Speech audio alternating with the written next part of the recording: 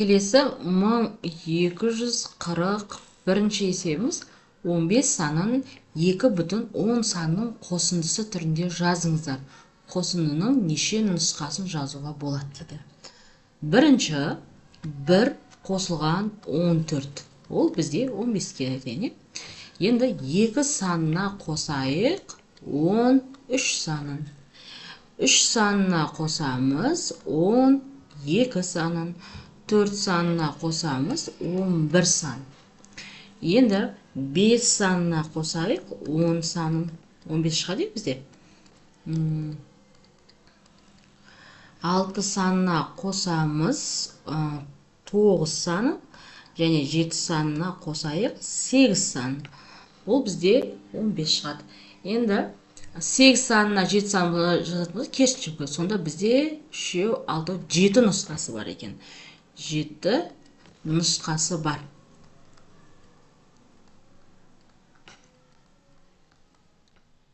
Бұл бізде біріншісі. Екіншіде 60 санын 2,10 сандардың көбейтіндісі түрінде жазыңдар дейді. Енді 1 мен 60-ты көбейтсек 60-қа тең болады. 2 мен 30-ды көбейтсек 60-қа тең болады. 3 пен 20-ны көбейтсек 60-қа тең болады. 4 пен 15-ті көбейтсек 60-қа тең болады. Және 5 пен 12-ні көбейтсек 60-қа тең болады. Енді 6 мен 10-ды көбейтсек 60-қа тең болады. Сонда бізде 6 нұсқасы бар екен.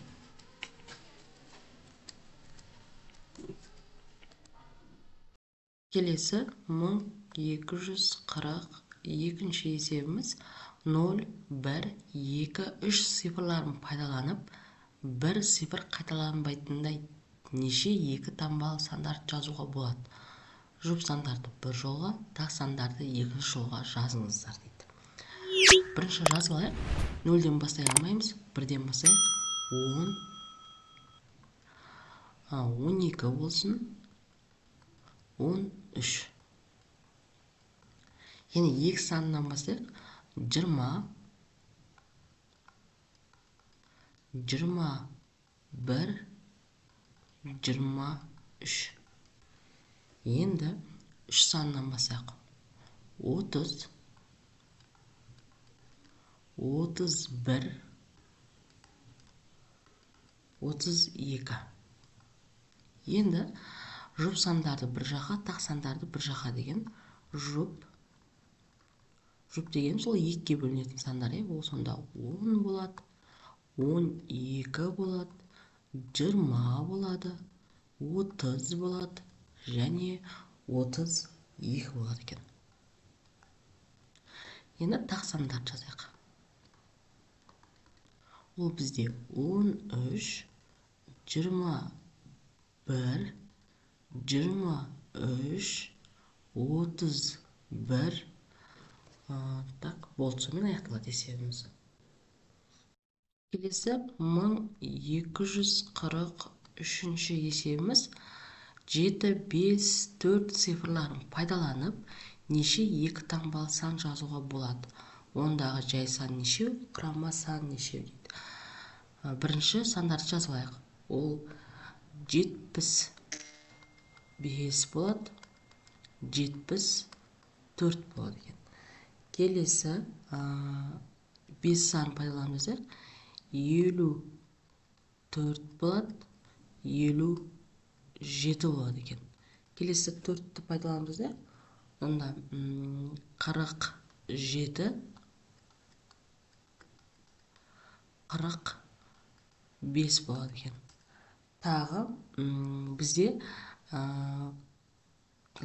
жазуға болады. Қайталанбай деп жазбаған, сондықтан да 77-ні жазсақ болады. 55 деп жазсақ болады. Және 44 деп жазсақ болады. Сонда 3 болды. 9 сан жаздық. Енді осының ішінен жай сан мен құрама санын жазайық. Бізде жай сан ол 47 саны. Бірге және өзіне ғана бөлінетін сан. Ал құрама сан бөлгіштері көп сандар, яғни қалғанның бәрі құрамасам болады.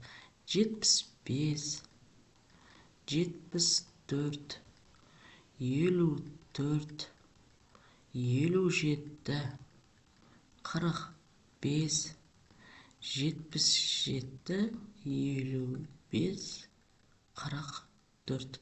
Сонда 3, 6, 8 болады екен. Келесі екінші тапсырмасын орындайық. Екінші тапсырма бойынша жазылуында 9 цифры 2 рет, 0 цифры 2 рет қайталанатын 4 таңбалы сандарды жазыңыздар дейді. Барлығы неше сандар?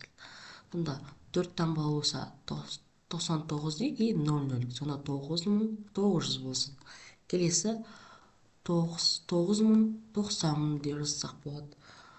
9009 деп жазсақ болады.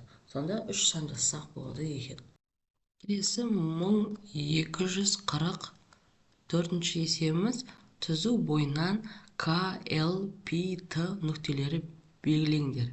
Неше кесінді пайда болды? Оларды жазыңыздар дейді. Түзу сызамыз. Бойынан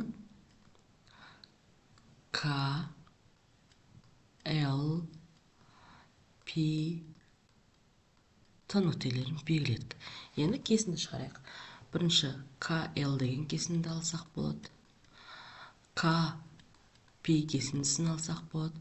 К, Т кесіндісін алсақ болады. Енді Л мен Л, П кесіндісін алсақ болады.